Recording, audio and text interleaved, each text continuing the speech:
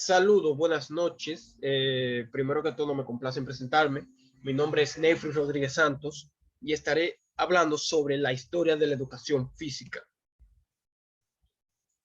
La historia de la educación física como concepto se inicia a mediados del 1800, cuando países como Alemania, Suecia e Inglaterra comenzaron a incluirla como materia de sus sistemas educativos. Sin embargo, los orígenes de esta actividad se remontan a la prehistoria.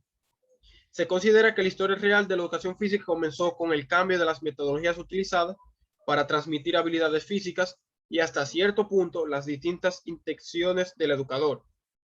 Por lo tanto, la influencia griega es fundamental para entender cómo esta disciplina ha evolucionado hoy en día. Los antiguos griegos hacían énfasis en la anatomía, los logros y las habilidades físicas, que por primera vez en el mundo antiguo esos elementos se combinaron con un acercamiento científico y humanista para balancear la vida. La primera referencia literaria a una competición atlética es preservada en la Ilíada de Homero, y la antigua tradición griega de los Juegos Olímpicos se originó a principios del siglo VIII a.C.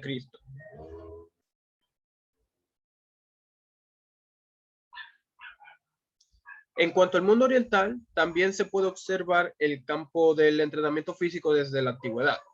La tradición japonesa del ejercicio físico integrado a la vida se deriva del Bushido, o sea, la manera del guerrero. Pasando ya a lo que es la educación física moderna, podemos decir que se considera como el creador de esta rama educativa, tal y como se conoce hoy en día, a Friedrich Ludwig Jahn. La educación física moderna nació a principios del siglo XIX en Suiza y Alemania, con deportes como saltos, carreras, luchas al aire libre, natación, equilibrio, danza, esgrima, escalamiento, equitación y running. Durante el siglo XIX, Jahn estableció en Alemania la primera escuela de gimnasia para niños. En Inglaterra nacieron el fútbol, el rugby, el cricket y los deportes hípicos. A final del siglo XIX nacen los deportes de velocidad, tales como el ciclismo y el automovilismo, los cuales combinan la habilidad física con la eficiencia mecánica. La educación física se origina a través de las actividades físicas que el ser humano trató de sistematizar en la antigüedad para mejorar su condición física para la guerra. Jahn creía que el mejor tipo de sociedad era el que había establecido estándares de fuerza y habilidades físicas. El primer gimnasio abierto fue inaugurado por él en Berlín en 1811. A partir de ese momento, la Asociación de Gimnasia creció rápidamente por su lado en Inglaterra. Se empezaron a practicar deportes en un sistema que hacía énfasis en el desarrollo moral a través de la participación en actividades físicas.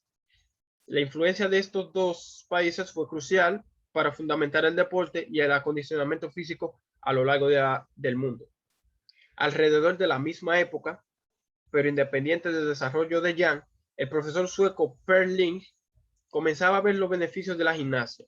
En 1813 desarrolló el Instituto Central de la Gimnasia con el gobierno de Suecia.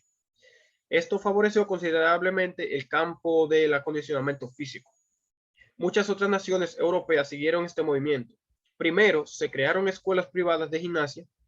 A principios del siglo XX, se empezaron a esparcir los deportes organizados, así que las escuelas públicas alrededor del mundo comenzaron a desarrollar un currículo de educación física. Durante las últimas décadas del siglo XIX y a principios del XX, John Dewey y sus colegas promovieron ideas progresistas de educación. Estas ideas retaban a la educación tradicional y llevaron reformas que incluían a la introducción a la educación física.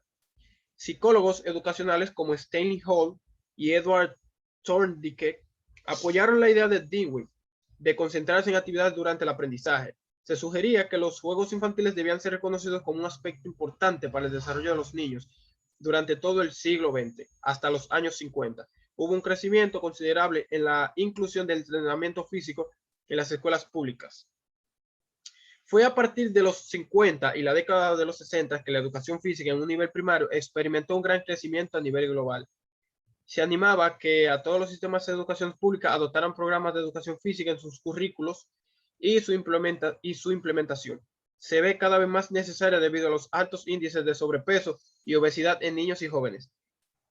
Al principio del siglo XX, las escuelas públicas comenzaron a desarrollar programas de entrenamiento físicos y para 1950, más de 40 institutos habían introducido clases en el campo de la educación física.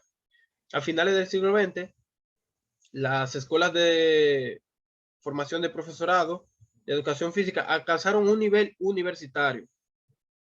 Se consideraba que el creador de esta rama educativa, tal como se conoce hoy, que era Friedrich Ludwig Jahn, durante el siglo XIX, Jahn estableció en Alemania la primera escuela de gimnasia.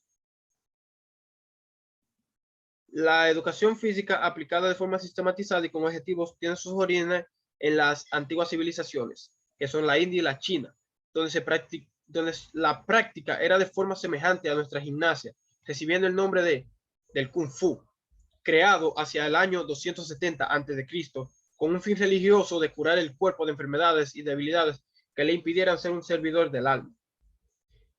En Esparta se buscaba la combinación del hombre de acción con hombre sabio, un programa educativo que más tarde se llamó palestra. En cuanto a Roma, la educación física era muy parecida a la espartana, ya que el protagonista era el deportista. Galeno fue la primera persona en proponer ejercicios específicos para cada parte del cuerpo y utilizar el pulso como medio para detectar los ejercicios físicos. Durante la época visigoda ya se practicaban deportes tales como las luchas, saltos, lanzamientos, jabalina y esgrima. Y en distintas épocas y lugares, la concepción de la educación física no ha sido siempre la misma, tomada esta como una disciplina científico-pedagógica que varía su enfoque según los diversos paradigmas dominantes en el terreno social y naturalmente en el pedagógico. Esto ha sido tan fluctuante que en muchos casos se le ubicó variando dentro de las ciencias biológicas y en otras de las ciencias sociales. Espero que le haya servido de mucho. Espero que lo puedan utilizar en sus tareas, en presentaciones, etcétera. Pues hasta aquí el fin de esta presentación. Gracias.